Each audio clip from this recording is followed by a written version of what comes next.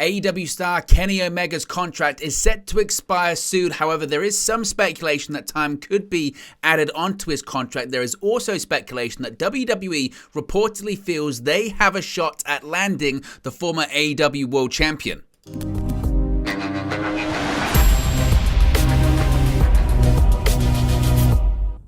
Hey guys, welcome back to Wrestling News 365. Hope everyone is doing very well. As always, there are plenty of news stories to get into in the world of All Elite Wrestling, and we did a video earlier today talking about WWE's interest in a major free agent, an even bigger free agent possibly in play than New Japan Pro Wrestling star Jay White, who is expected to leave New Japan very soon, and I guess most likely sign with WWE, although AEW is still in the situation for him. But the report was coming from Dave Meltzer from the Wrestling Observer newsletter, and the report was that a much bigger free agent could be at play soon. Now, it hasn't been confirmed whether that is Kenny Omega or not, but that is the name we speculated about earlier on, and there's a huge update from Sean Ross Sapp of Fightful Select when it comes to details on Kenny Omega's AEW contract, WWE interest in him being concrete, and could he be working without a contract very soon? Very much a similar story to Cody Rhodes prior to Rhodes leaving AEW and rejoining WWE. So again, this comes from a story from Sean Ross Sapp of Fightful Select. Of course, it's their Patreon service. Be sure to check it out and subscribe. They are reporting that Kenny Omega's contract status has been the subject of much speculation recently. With Kenny Omega's AEW contract in question, Fightful have heard from several staff and talent who have heard about the situation. Numerous sources have claimed to overheard AEW president, founder, head of creative, general manager, every other title you can think of, Tony Khan, say that Omega has substantial injury time that, quote, could be, emphasis on could be, added to Omega's contract to extend it if AEW chose it to. Now, Fightful can confirm that that option is in Omega's contract, which is standard for AEW deals. It's standard for most pro wrestling deals nowadays. WWE has the same option for the majority of talents, and they've used it for talents over the year, whether it's Jeff Hardy, Rey Mysterio, and others. I remember with the late Luke Harper, they also did a similar situation whereby if a talent is off for a substantial period of time for an injury, they can add it on to the original contract. And Fightful Select, Sean Ross Sapp is reporting that indeed AEW could do that. They could choose to extend his contract due to that substantial time that he was on the shelf. Of course, remember, he underwent multiple surgeries, shoulder surgery, knee surgery, hernia surgery, in just after he dropped the AEW World Championship to Hangman Page in November 2021. He made his return last summer/fall to team with the Elite as part of the AEW World Trios Championship Series. In addition to that, he was also suspended in the aftermath of All Out, so AEW certainly could add on a significant amount of time to the contract if indeed they want to. Now, one talent noted that considering former AEW World Champion Kenny Omega has good representation, I think he's represented by Barry Bloom, Pro Wrestling Super Agent, that might not necessarily be a slam dunk, or it might have some concessions to it. So the point being that, yes, it's standard for AEW contracts that time could be added on for injury, illness, or suspension, or things of that nature. But because Kenny Omega has such strong representation, it could be a situation where it's actually quite difficult to add all of that on, or there might have been concessions made so that that clause isn't completely in there as it would be for other deals, if that makes sense. Now, those that Fightful spoke to in AEW also claim they don't believe the injury time has been added, quote, yet. They did reach out to Tony Khan, Fightful. Sean Ross Sapp did reach out to the AEW president to ask, but they haven't heard back. So what's interesting is that AEW has the option to add that time on if they wish, but as of right now, according to this report, they haven't added it on just yet.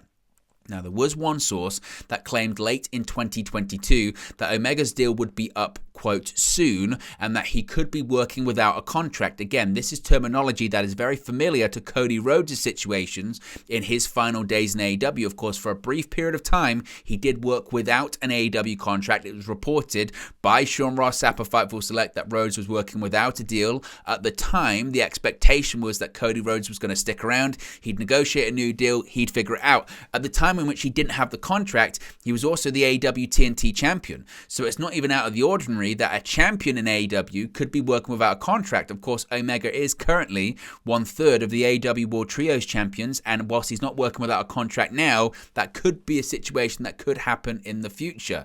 Now, Again, another source familiar with the situation told Fightful that, quote, Omega's deal would not be up that soon, and dispelled that chatter. So you've got conflicting reporting saying that actually it's not going to be up that soon, even though Omega did sign with AEW a 4-year contract in February of 2019. We're 4 years later and his deal could be up, but again, time could be added on, or there could be some disparity about actually the length of his initial contract.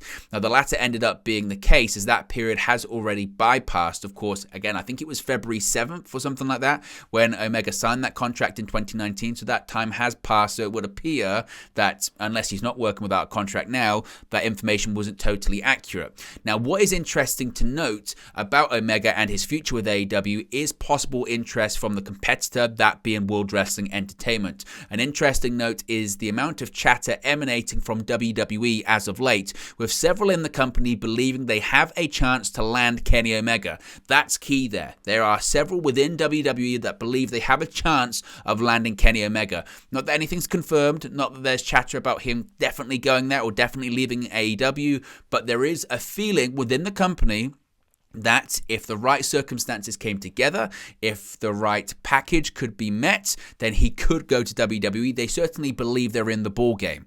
Despite the AEW-WWE rivalry, Fightful have been told that Omega had a positive relationship with WWE and especially Triple H when discussing the potential of heading to the company in late 2018. Of course, ultimately, Kenny chose to go to AEW, but that's a part of the whole AEW origin story that quite a lot of people forget. Yes, you had these people in the elite be co-founders of AEW with Tony Khan. You had Cody Rhodes, you had the Young Bucks, you had Kenny Omega, you had Hangman Adam Page involved in that as well. They are the elite in All Elite Wrestling. But at the same time, all of those guys had contract offers from WWE that they turned down.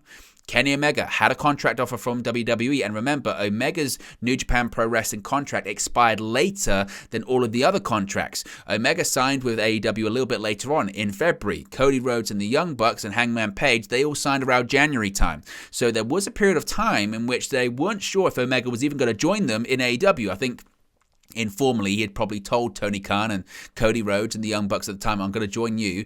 But he did have discussions with WWE, and they did make him and the Young Bucks and Cody Rhodes a very lucrative offer. The Young Bucks have gone on record and said at the time they got offered more money than they'd ever been offered in their life, but decided it was right that they founded this other company, this competitor company that was now known at, that was then, of course, AEW. But there were offers made, and by all accounts, Kenny Omega was very happy with the business that he did with WWE and the discussions they had in 2018. And when he had those discussions in 2018, he had them with Triple H. The key aspect of that is that Triple H is not only the head of creative now in WWE, but he's also the head of talent relations. He's also the one putting together those talent contracts. So Triple H does have a lot of power in these situations when he's negotiating this deal. Not only is he negotiating the money and financial side of things, he can make promises that creatively he can deliver on, which again is key when making or having these negotiations with these talents.